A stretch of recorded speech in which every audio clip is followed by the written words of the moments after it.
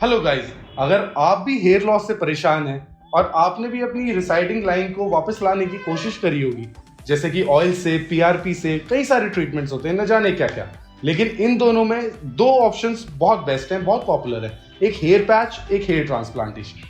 तो आज इन दोनों में ही मैं आपको डिफरेंस बताने वाला हूँ। चलिए शुरू करते हैं वीडियो।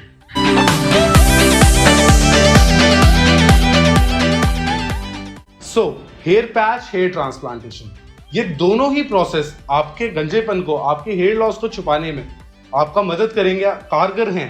लेकिन इन दोनों में एक की डिफरेंस है।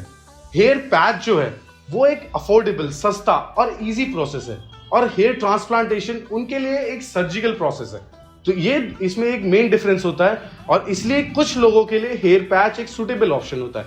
वो कौन कौन लोग हैं, किन के लिए सुटेबल है, वो मैं आपको इस वीडियो में आगे बताता हूँ। फर्स्टली, हेयर पैच एक नॉन सर्जिकल ट्रीटमेंट है। नॉन सर्जिकल का मतलब इसमें कोई एनेस्थीसिया, बेहोशी की दवाई नहीं दी जाती, कोई चीरा नहीं लगाया जाता। तो ये उन लोगों के लिए फायदेमंद है, उन लोगों के लिए एडवांटेज है जिनको ऑपरेशन से डर लगता है या पेन से थोड़ा सा डर लगता है, तो उनके लिए हेयर पैच एक अच्छा एडवांटेज है। और दूसरी चीज, हेयर पैच को लगाने में सिर्फ 1 से 1.5 घंटे का समय लगता है, तो ईजी और क्विक प्रोसेस भी है। हालांकि हेयर ट्रांसप्लांटेशन अगर जाएं, हेयर ट्रांसप्लांटेशन में 5 से 6 घंटे भी लग सकते हैं, पूरा दिन भी लग सकता है, और ये एक सर्जरी है, और इससे आपको दर्द भी होगा, पेन भी होगा, सर पे चीरा भी लगेगा। तो सबसे पहला मेन डिफरेंस इसमें यही है हेयर ट्रांसप्लांट और हेयर पैच में, कि ये नॉन सर्जिकल है, ये सर्जिकल है।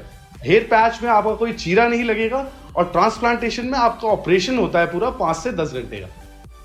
दूसरा बेनिफिट हेयर पैच का ये है कि ये काफी सस्ता होता है हेयर ट्रांसप्लांटेशन से, क्योंकि हेयर पैच की कॉस्ट उसकी क्वालिटी पे डिपेंड होती है, हेयर टेक्सचर के ऊपर डिपेंड होती है, और किस प्रोसेस में आप लगवा रहे हैं उसके ऊपर डिपेंड होती है। लेकिन इन तीनों को भी मिला के देखा जाए तो हेयर पैच काफी सस्ता है हेयर ट्रांसप्लांटेशन से। हेयर पैचेस आप अपने किसी भी तरीके से स्टाइल कर सकते हैं, इसमें कोई बाउंडेशन नहीं होता।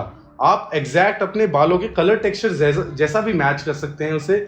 आप चाहें तो आप जितना लेंथ रखना चाहते हैं हेयर पैचेस में, आप उतना लेंथ रख सकते हैं। तो इसका मतलब ये है कि आप हेयर पैच में एक नेचुरल लुक पाने का ज्यादा एक चांसेस होते हैं, एक आउटकम ज्यादा हो जाता है आपका, वो नेचुरल लुक आए।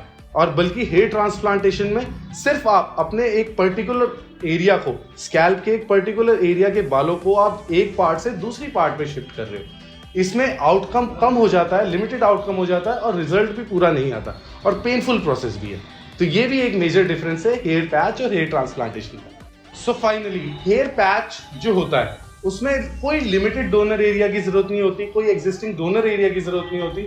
अगर किसी आदमी का बहुत लिमिटेड डोनर एरिया, अगर साइड के बाल बहुत कम भी हैं, तब भी हेयर पैच वो यूज कर सकता है। लेकिन हेयर ट्रांसप्लांटेशन में आपको डोनर एरिया ज्यादा चाहिए।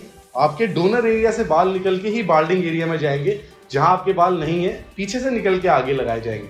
तो उन लोगों को काफी तकलीफ हो सकती है ट्रांसप्लांटेशन में, जिनका डोनर एरिया बहुत कम है या लिमिटेड है, उनका अच्छे से रिजल्ट भी नहीं आ सकता। लेकिन हेयर पैचेस में आपको डोनर एरिया से कोई लेना देना है ही नहीं, आप कहीं भी कैसे भी पैच लगा सकते हैं, कितना भी बड़ा लगा सकते हैं, कितना भी छोटा लगा सकते हैं। तो इसमें ये भी फर्क आ जाता है।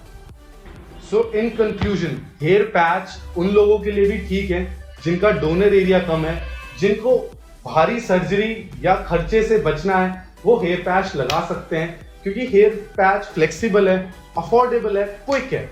आप कभी भी इसे यूज कर सकते हैं, कितने भी टाइम यूज कर सकते हैं, और कितने भी दिन के लिए लगा सकते हैं। एक नेचुरल आपका हेयर और एक नेचुरल आपका लुक इसमें निकल के आता है। लेकिन इन दोनों में से कौन सा आपको ट्रीटमेंट चाहिए, कौन सा आपको कराना है, आप एक हेयर रिप्लेसमेंट सेंटर पे आइए या फिर हेयर रिस्टोरेशन डॉक्टर के पास जाइए, वो आपको गाइड करेंगे कि आपके लिए कौन सा बेहतर है। हम आपको यही सलाह देंगे। धन्यवाद। अगर आपको इस वीडियो में दी गई इंफॉर्मेशन अच्छी लगी है, तो इस वीडियो को शेयर करें उनके पास जिनको इस चीज की जरूरत है। इस वीडियो को लाइक करें, अगर चैनल पर नए हैं तो सब्सक्राइब करें, बेल आइकन बजाएं, और हमें सब्सक्राइब करें, आगे बढ़ाएं। Thank you.